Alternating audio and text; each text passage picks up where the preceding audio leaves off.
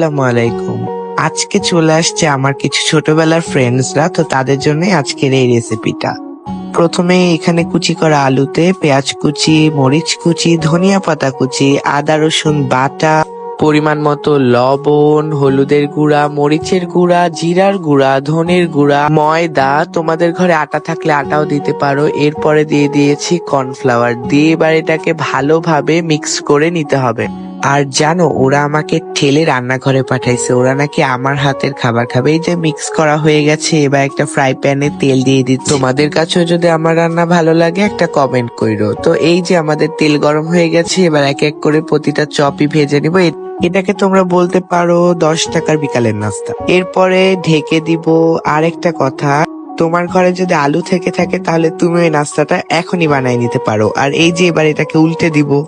এই তো তৈরি হয়ে গেল আমাদের সন্ধ্যার নাস্তা। আমার ফ্রেন্ডরা